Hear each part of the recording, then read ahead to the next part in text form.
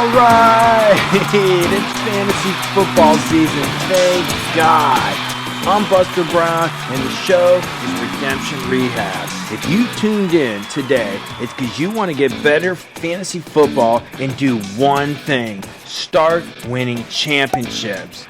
If you give me a moment of your time now and in the future, I will show you what I've been able to do for 32 years of playing fantasy football, and that's winning championships. If you're new to this, or maybe you're just one of these guys where you walk into a draft room and you got guys calling you easy money, or maybe you're one of those guys that they start saying, "Hey, how long is it going to take you to pick?" Or maybe they just chuckle every single time you make a pick. Well, guess what? Those days are over. We're not going to let that happen to you anymore, because we're going to prepare you for one thing: draft day. After that, we're going to prepare you for winning championships. How's that going to happen? Well, I'm going to bring in the people, I'm going to bring in the processes and the methods to get the job done. First thing we're going to do is get you ready for draft day. We're going to show you who to pick, where to pick them, what rounds to draft them, and why. After that, we're going to prepare you to win a championship week in and week out. Isn't that what it's all about? Winning, pounding your chest, saying, "I have arrived." So let's start showing you where to draft position players in your upcoming draft, like running backs, wide receivers, tight ends. So get out your pencil and paper, buckle up, and let's get the show on the road. My goals are simple: to help you win money playing fantasy football. I'm here to change the way fantasy players approach an upcoming season by bringing in people, developing processes, and methods that will increase your chance to win a championship year after year. I'm Buster Brown, and this is Fantasy Football Redemption Rehab.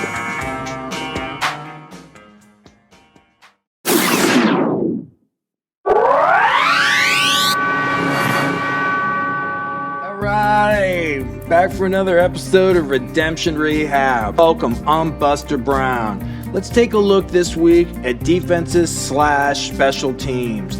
If you want to know where to take them in the draft, why to take them, well, we're going to have to hit the chalkboard and check out the facts. So let's go take a look at last year. In 2018, the Chicago Bears led the league with a whopping 337 points. The number 2 team was the Los Angeles Rams. They scored 269 points in 17 games. Let's compare that to what the number 1 defense did the prior year, which was number 16 this year, the Jacksonville Jaguars. They scored 214 points. When you take those 214 points that the number 16 team scored in the league, the Jacksonville Jaguars, and you subtract it from the number 2 team, the Los Angeles Rams, that scored 269 points, you got a total of 55-point total differential. You divide that by a 17-game schedule, and your total is a horrible 3.2 points per week difference between the number 2 team, the Los Angeles Rams team, at number 16, that was the number 1 defense in the league in 2017. Let's check out some more facts. Did you know that in 2010, the average draft position for the Jacksonville Jaguars was round 9? That means they were being drafted in round 9 in most leagues. Well, guess where Chicago last year's number 1 defense is? In round 9 also. If you want to compete in leagues, you cannot be taking a defense in round 9. You want a comparison? In 4 leagues, 3 of which I was in championship games in, these are decent money leagues, I drafted players like Marlon Mack, who was injured to start the year. He was not one of my starters. I drafted Julian Edelman, who was suspended. He was not one of my starters. I waited to draft a tight end, and George Kittle fell to me. So I drafted him, and Robert Woods fell to me in another league, and that's where I drafted Robert Woods. Look, you cannot be taking defenses that early. So let's go to some more facts. Did you know in 2018 and most years prior to this, the availability on the waiver wire for defenses and special teams is between 35 and 40%? What does that mean? That means even if your defense that you took sucks and can't get the job done, isn't scoring you any points, that means you can go to the waiver wire and pick one up anytime you want. That's a big deal. When it comes to a draft, I'm looking to take a defense in the somewhere between rounds 13 and 16. Which defense do I take? Well, I make a list of 10. I wait to see who's available in those 4 rounds, and I make a choice based upon who's available on that list.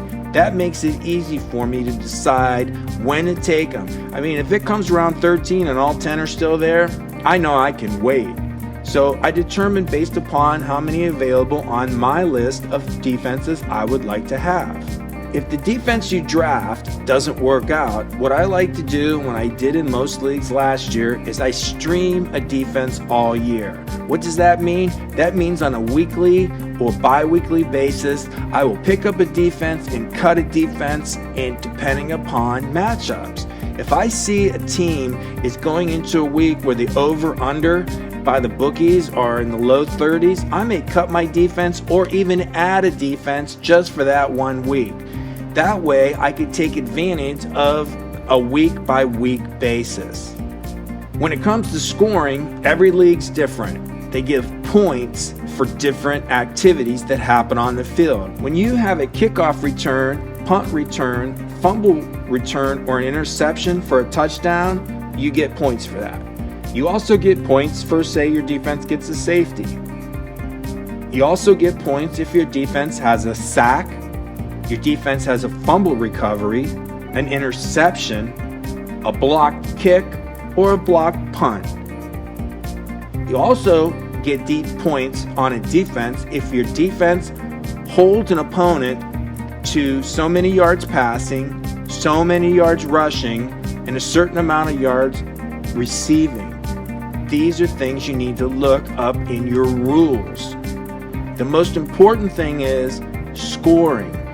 The opponent's scoring is very important. If your defense pitches a shutout, you're going to get a lot more points for that than you're going to get if your opponent scores 30 points against you. You should probably, if the over-under's in the 50s on a game and you've got a defense that's playing in a game where this over-under's maybe 55 points, you might want to consider switching defenses for at least that week on the waiver wire. Well, those are the facts. So, in summary, when it comes to defenses, you should be looking at defenses in rounds 13 to 16. You should make a list of 10, and when it comes to those rounds, see which ones are available, draft one, and if they're not working out, you're going to go to the waiver wire where there's a ton of teams available, and you're going to pick one up and stream it for the rest of the year. So, there you have it. Defenses fall to number 5 on the position player priority list. I wanted to thank you for joining me. I'm Buster Brown. That's Redemption Rehab. Good luck.